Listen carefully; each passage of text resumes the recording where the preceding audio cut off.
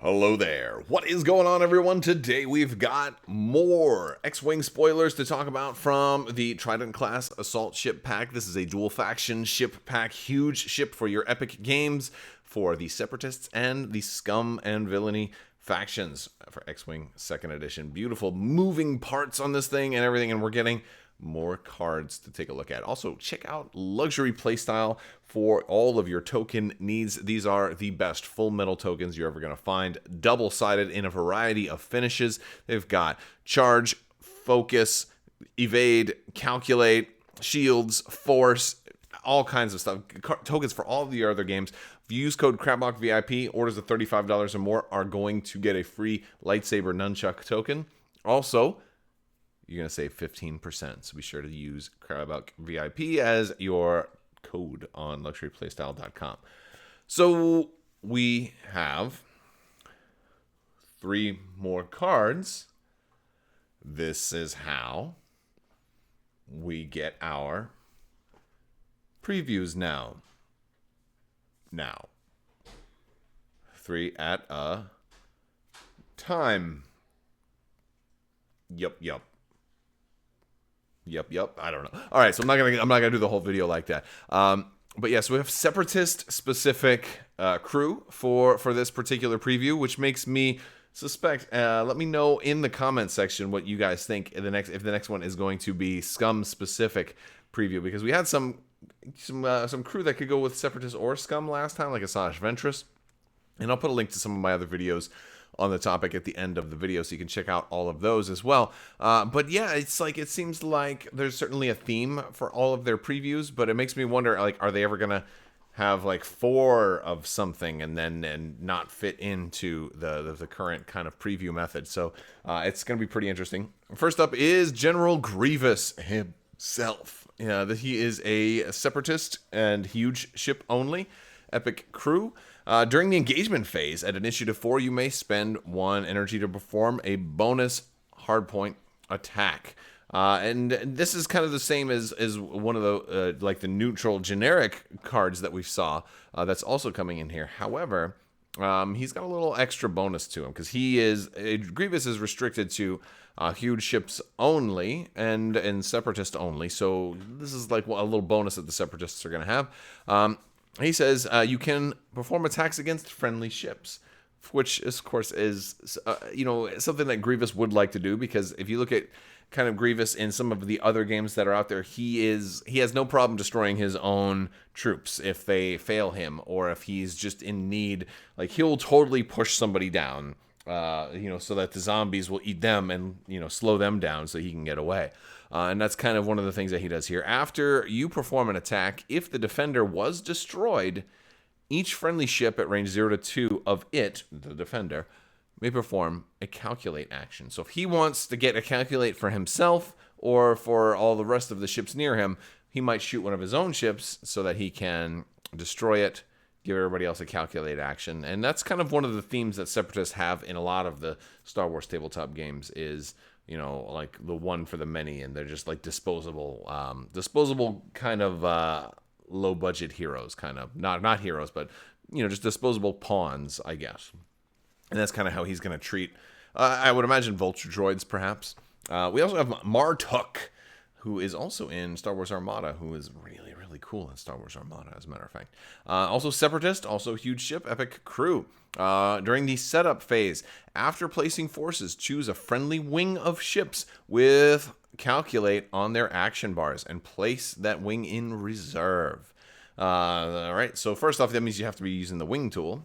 So that's it's interesting to see something specifically talk about a wing of ships. During the end phase, you may place that wing within your deployment area or beyond range 2 of any enemy ship. Then you may choose 1 enemy ship at range 0 to 1 of you. Each ship in that wing will acquire a lock on it. So it sounds like he wants bombers to kind of come in there is a really nice option, so they can come in and all of a sudden, boom, they all get locks on somebody, and it's like a big surprise alpha strike, which is, there's just a whole lot of stuff going on in this one that is all about the epic play. all about epic play with this guy. First off, the wing tool, and second off, like having stuff just kind of warp in mid game. That doesn't usually happen unless somebody's deploying from like a Gazanti or from the Ghost or something like that. So you don't normally see that. Plus, a whole bunch of locks right away, which is pretty awesome. So I think that's gonna be cool. Now this is during the end phase, so you might still be able to kind of get away. But if this works out right, you have them.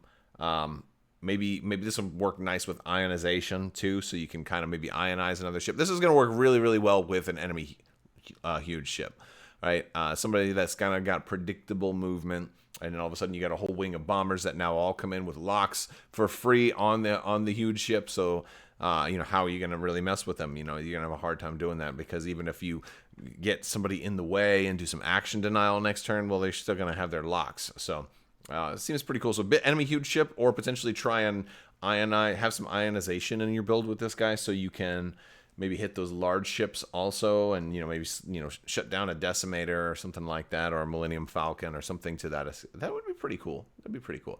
But he seems pretty interesting. He seems a little complicated though. A lot of different stuff to kind of keep track of with him. But I think if you get it to work, it could be a pretty bad day for your opponent. That's for sure. All right, and then Riff Tamsen. Riff Tamsen. During the engagement phase at Initiative 5, you may spend 1 power to perform a bonus hard cell attack. So he's at Initiative 5. So he's shooting pretty fast. He's doing the whole bonus attack at Initiative 5. Very cool. A little bit sooner of attacking than we've seen on everybody else. And I love Riff Tamsen. He's a total bad guy in the Clone Wars show, but he straight up bites people's heads off and stuff, right? And it honestly, this artwork, it kind of reminds me of that episode of Star Trek Voyager that The Rock was in. Wait, how do we do it? I can't do The Rock. I can't do The Rock's face. I don't know. Anyway, but where he was the Pandari champion in the middle of this kind of Fight Club ring or whatever, and yeah. It was pretty cool, but yeah, he kind of looks like are you not entertained? That's what he's doing in this art. It's awesome. After you perform an attack, if the defender was dealt 1 or more face-up damage cards, it gains 2 strain tokens. So this is going to be really nice with, especially with all of the, with all of the different multi-attack stuff that's going on, especially with the tentacles and all of that. So that'll be really nice, but it has to be face up. So you're kind of hoping for those crits. But if he gets the crit, now I have a hard time kind of understanding how this really works, right? Is he jumping? Is every time your tentacle whips somebody, is he getting out in a spacesuit going over there and biting on their cockpit and putting little teeth marks in the glass and freaking them out? I don't know how that's actually thematically playing out. I mean, the mechanics seems pretty straightforward, but wondering sometimes it's curious how do the thematics interact with the mechanics. I do not know. There's still time to enter to win that $25 Amazon gift card. You just have to be a subscriber and leave a comment, and I'd love to hear from you guys.